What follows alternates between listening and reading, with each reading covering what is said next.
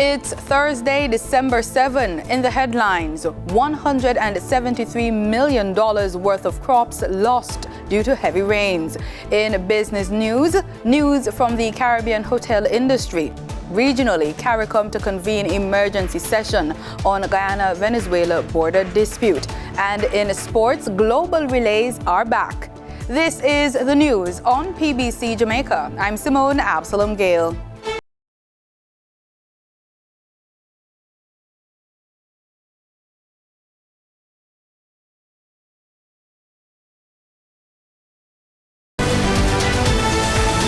Some 2,000 Jamaican farmers lost $173 million worth of crops due to recent heavy rains from the potential tropical cyclone 22. Consequently, consumers could see some disruptions in the supply of produce.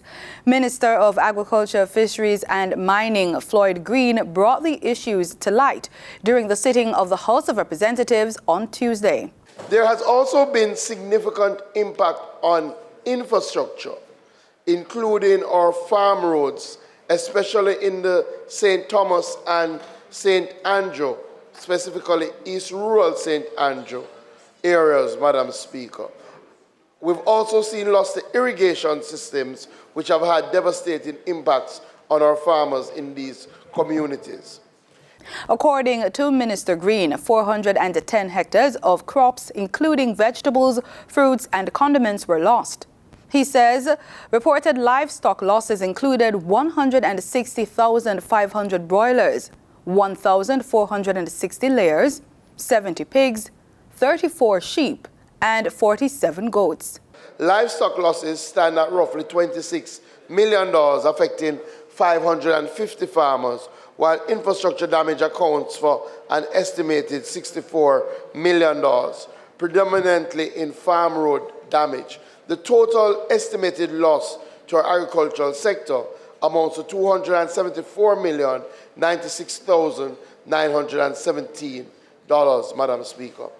The worst hit areas included Kingston and St. Andrew, St. Catherine and St. Thomas. Meantime, the Agriculture Minister says 27 farmers who were insured under the GK Insurance Weather Protect scheme and impacted by the recent heavy rains are set to receive payouts.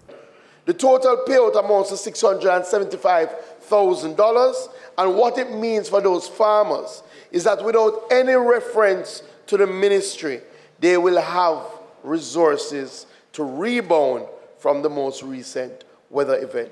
This is a step in the right direction. He's encouraging more farmers and other insurance providers to get involved. The Financial Investigations Division, FID, within the Finance and Public Service Ministry, has submitted a file to the Director of Public Prosecutions, DPP, for a review. This is to determine if more charges are to be laid in the fraud case against Stocks and Securities Limited. On Wednesday, the FID revealed that the number of client accounts impacted by fraud at SSL has surpassed 200 and is now worth more than $30 million. The statement says, quote, "The complexity of the investigation cannot be understated as it involves a comprehensive examination of events dating back to the inception of SSL in 2006, end quote. According to the FID, the findings indicate potential criminal and regulatory breaches involving both the company itself and individuals associated with it. The investigation centers on prolonged fraud affecting numerous investors. The statement furthers that, quote, "These investigations transcend national boundaries with inquiries extending beyond Jamaica," end quote. A notable victim of the fraud case is sprint legend Usain Bolt. $12.7 million belonging to the renowned sprinter has gone missing. Former relationship manager at SSL, Jean Panton, has been charged in relation to the case with breaches of the Larceny Act, the Proceeds of Crime Act, the Forgery Act, and the Cyber Crimes Act. The charges were laid after authorities searched her home and seized documents and electronic devices. Panton has remained incarcerated ever since. State Minister Alonda Terrelong says an initiative which is the brainchild of Global Jamaica Diaspora Council member and education sector leader Dr. Sandra Coley-Durand will soon be launched for young Jamaicans. We have more in this report. A mentorship academy will soon be launched by the Ministry of Foreign Affairs and Foreign Trade. The announcement was made by State Minister Alonda Terrelong during an address to the inaugural Regional Diaspora Conference for Continental Europe. Minister Terrelong says the program aims to provide support and a mentorship for young people as they navigate the challenges and opportunities that lie ahead. The initiative reportedly emerged from the seamless collaboration between the government, council members, and the sector leaders. Minister of Culture, Gender, Entertainment and Sport, Olivia Grange, says the International Day for Elimination of Violence Against Women was November 25, which signaled the start of the 16 days of activism against gender-based violence. It represents a commitment to creating a society where every woman and girl can live life free from fear and violence. She says Jamaica's commitment is reflected through the actions to protect and empower women and girls.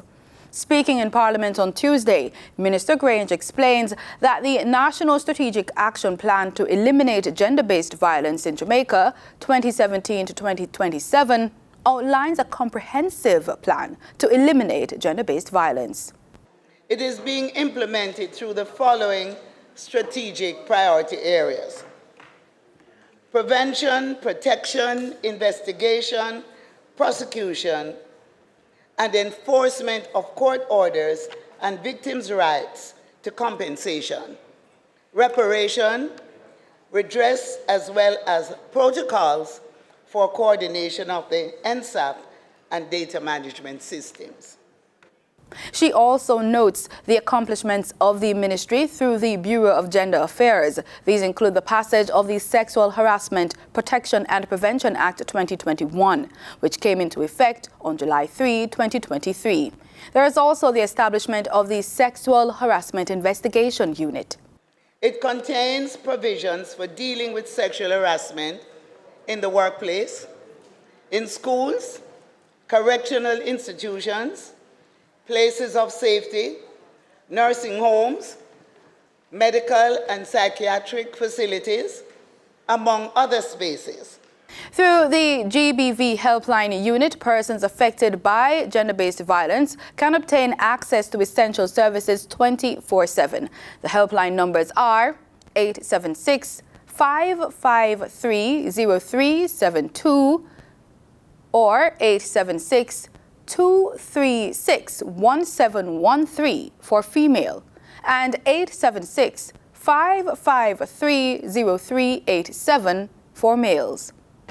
The unit offers support services to the victims and survivors of GBV at the community and national level, inclusive of psychosocial support, gender-based violence-related information, counseling, assessing the survivor's needs, and allowing space for safety planning.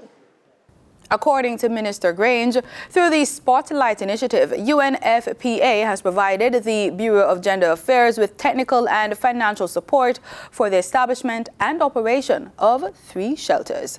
Time now for the business report with Denise Williams.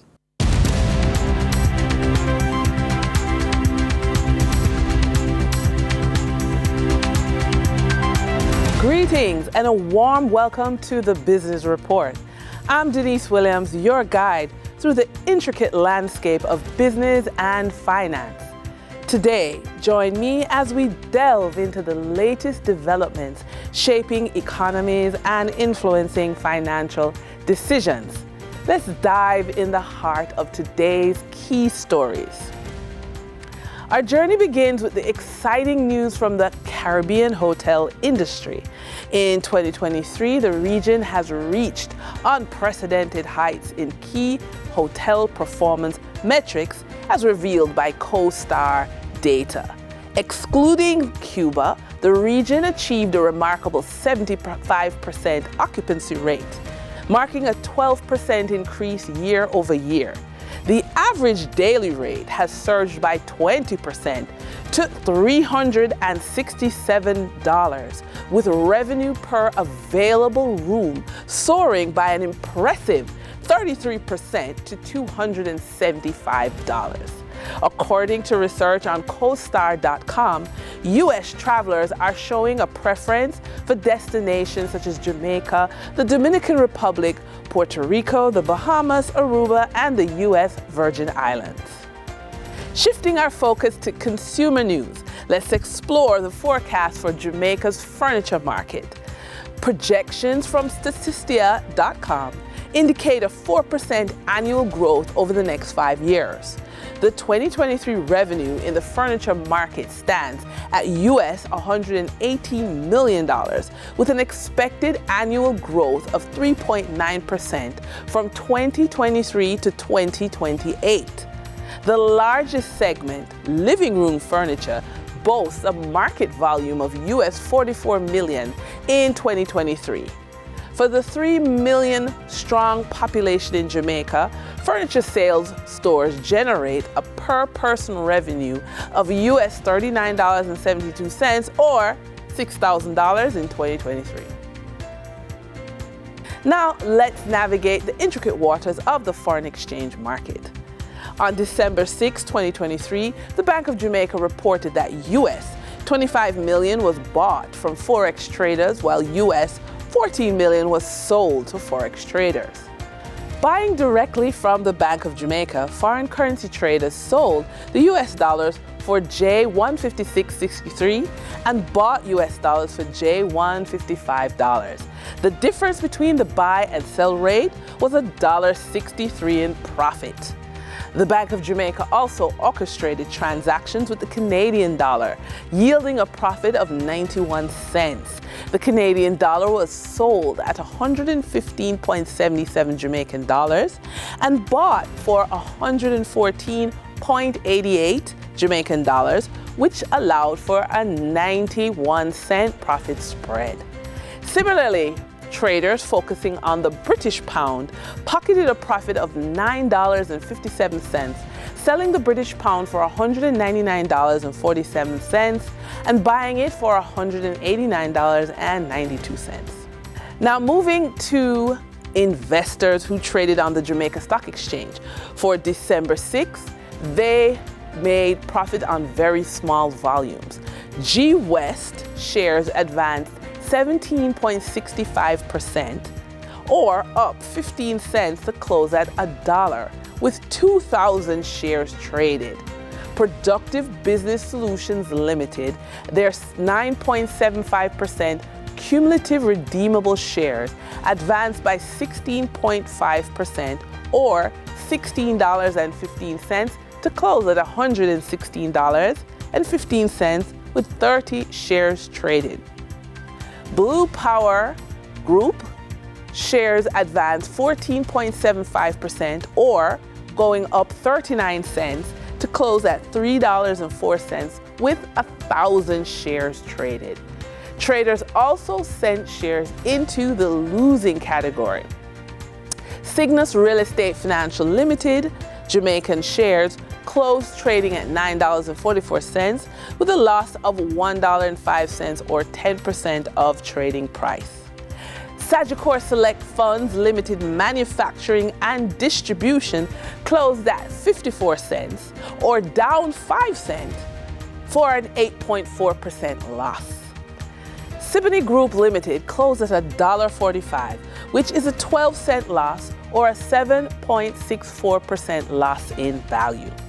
Over on the Trinidad Stock Exchange, Jamaican brand name stocks dominated trading activity on the first-tier market, registered a volume of 491,000 shares, crossing the floor at an exchange valued at Trinidad dollars $3,289 million. NCB Financial Group Limited was the volume leader, with 356,000 shares changing hands for a value of TT 1 million, followed by Massey Holdings Limited with a volume of 69,000, with the shares valued at TT $308,000.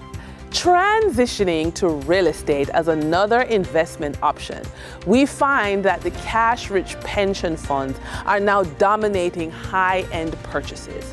According to the Financial Services Commission, the regulator of pension funds, there has been a 23.43% growth in the value of real estate investments.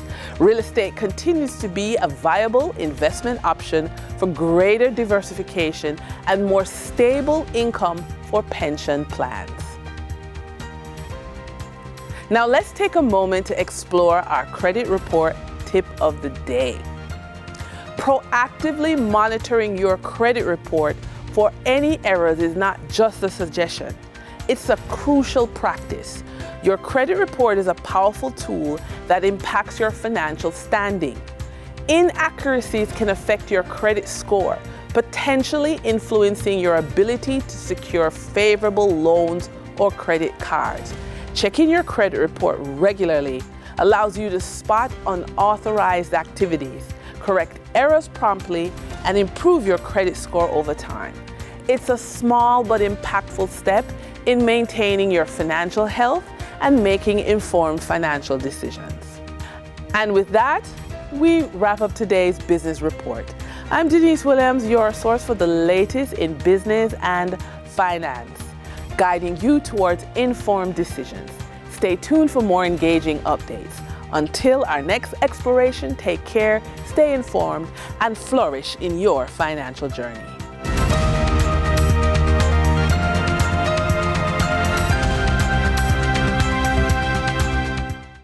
In regional news, Haitian-American Joseph Vincent has pled guilty to conspiring to assassinate Haitian President Jovenel Moïse. Moïse was killed in 2021, causing unprecedented turmoil in the Caribbean nation. The former confidential informant for the United States Drug Enforcement Administration, Mr. Vincent, who lived in the U.S., had attended meetings in South Florida and Haiti ahead of the assassination. Mr. Vincent is the fourth of 11 defendants in Miami to plead guilty. According to authorities, about 20 Colombian citizens and several dual Haitian-American citizens participated in the plot.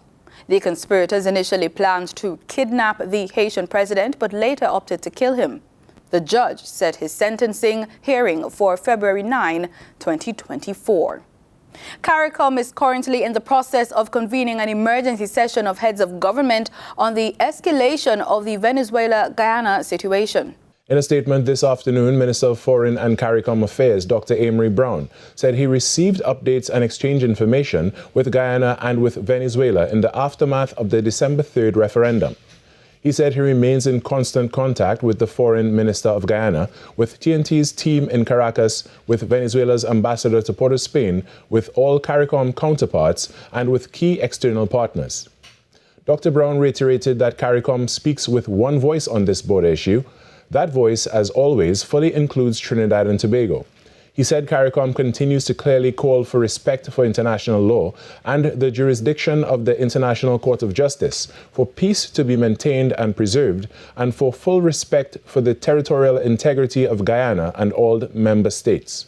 Dr. Brown said the emergency session, to be held via video conference, will take place by this Friday, and additional pronouncements would be made at such time. The Guyanese authorities are ramping up international pressure on the Nicolas Maduro-led administration following Tuesday's announcement to take over Guyana's Essequibo region. Even though the Spanish leader made several revelations on what his plans are, he has not deployed military personnel. However, Guyana is not taking the situation lightly and views Maduro's latest actions as an imminent threat.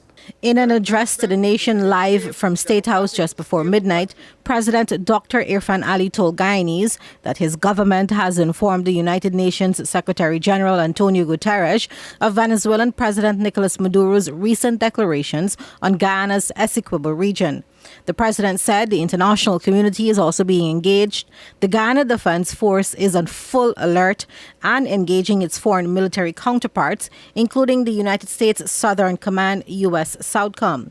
Following Maduro's sham December 3rd referendum, in which he claimed victory over Guyana's Essequibo region, he revealed on Tuesday a redrawn of his country's map so that it now includes the Essequibo region. He also ordered the creation of new entities to grant licenses for oil, gas, and mines exploration in the Essequibo region. He proposed the creation of a new law to establish new environmentally protected areas that could be centers for tourism and biodiversity. In response, President Ali said Guyana views this as an imminent threat to the territorial integrity, noting that none of these actions will be accepted by the international community, and he assured Guyanese that the government will do all it can to protect the country's sovereignty and territorial integrity. He said the UN Security Council will also be updated on the latest developments. The measures announced are in blatant disregard of the order given by the International Court of Justice on December 1st, 2023. Guyana views this as an imminent threat to its territorial integrity and will intensify precautionary measures to safeguard its territory. I have tonight spoken to the Secretary General of the United Nations and several leaders, alerting them of these dangerous developments and the desperate actions of President Maduro that fly in the face of international law and constitute a grave threat to international peace and security. The ICJ, which is presiding over the substantive border case, ruled last Friday that Venezuela shall refrain from seeking to seize control of the Essequibo. The boundary between Guyana and Venezuela was determined by the arbitration tribunal 124 years ago. But Venezuela rejected the award in 1962, saying it was flawed. A mechanism was set up to solve the controversy, and after decades of talks failed, the United Nations Secretary General referred the matter to the ICJ, which is the UN's principal judicial organ. The court has determined it can hear and decide on the case, but Venezuela put forward the symbolic referendum before the court can rule. The Guyana Defense Force is on full alert and has engaged its military counterparts, including the U.S. Southern Command. By defying the court, Venezuela has rejected international law, the rule of law generally, fundamental justice and morality, and the preservation of international peace and security. They have literally declared themselves an outlaw nation. Nothing they do, however, will stop Guyana from proceeding with a case in the ICJ, or stop the ICJ from ultimately issuing its final judgment on the merits of the case. In sports, Director of Penn Relays Steve Dolan says global relays will be back on the agenda in 2024. The event has not been on the program since the COVID-19 pandemic. The long-standing relays feature some of the world's top athletes and are typically held on a Saturday afternoon, the final day of the three-day event. World Athletics has partnered with Penn Relays for the 124th staging from April 25 to April 27 to put on the global relays. It will feature countries from all over the world competing in the 4x100 and 4x400 men and women relays. According to the release, some 12 nations have already expressed their intent to compete. And that's it for the news on PBCJ. You can follow us on our social media platforms at PBCJamaica. Thank you so much for watching.